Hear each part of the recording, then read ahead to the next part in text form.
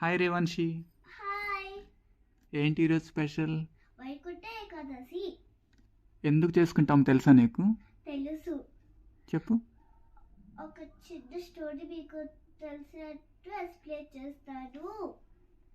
చాలా years back Narayana ఒక్కటే ఉన్నాడు. అంటే మనం లేవు, హ్యూమన్ బీయింగ్స్ లేవు, ఏమి trees, living things, non living things ఏమి లేవు.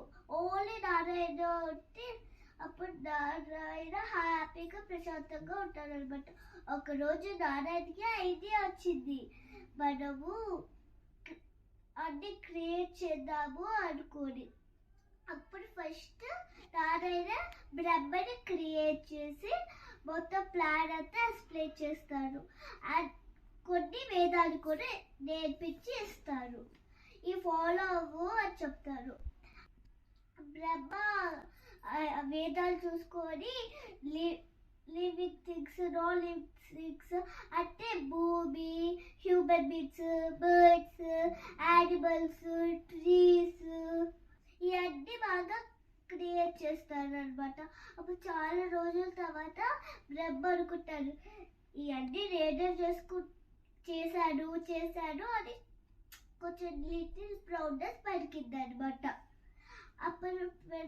అప్పుడు నారాయణకి అర్థమైంది ఇట్లా అనుకుంటున్నారని.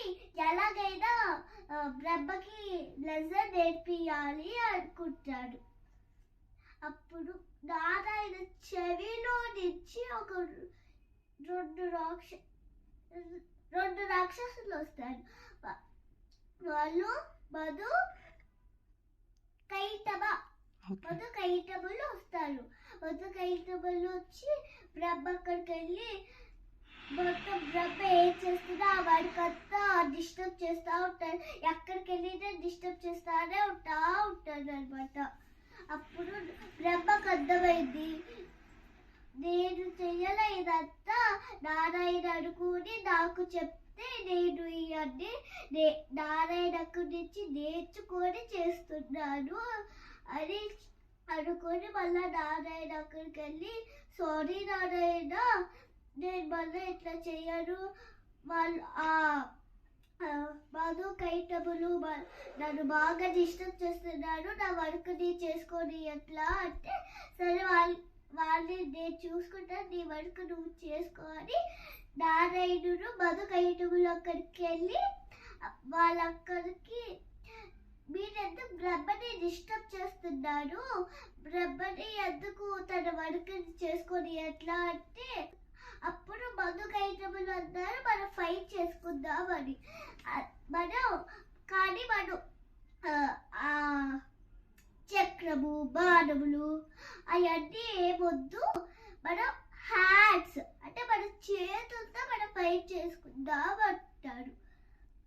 అప్పుడు 30 days అంటే 30 రోజులు బాగా ఫైట్ చేస్తా.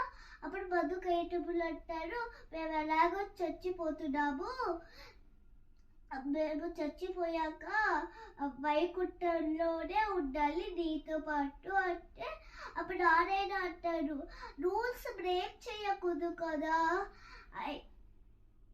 అని థింక్ చేస్తే, అప్పుడు సరే మీరు మీ తప్పుని తెలుసుకున్నారు అంటే మీరు కూడా మంచోళ్ళే అని నార్త్ వైపు అంటే నార్త్ సైడ్ డోర్ ఓపెన్ చేస్తాను అని చెప్తే వాళ్ళు చాలా హ్యాపీగా ఫీల్ అవుతారు.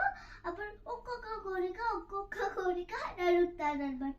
సరే ఏంటో అది కోరికో అని చెప్తే, మీ భక్తులు ఎవరైతే గుడికొచ్చి నార్త్ వైపు దర్శనం చేసుకొని నిన్ను చూసి ఈ స్టోరీ విన్నారో, వాళ్ళు చచ్చిపోయిన తర్వాత వాళ్ళు కూడా వైకుంఠంకి రావాలి అని అనుకుంటే సరే ఓకే అని చెప్తారు. ఇదే ఇక స్టోరీ.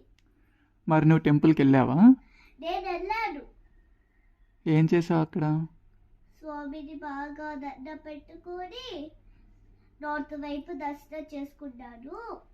లడ్డు పులిహోర తిన్నాను. Thank you Revanshi. You welcome. జై శ్రీరామ్.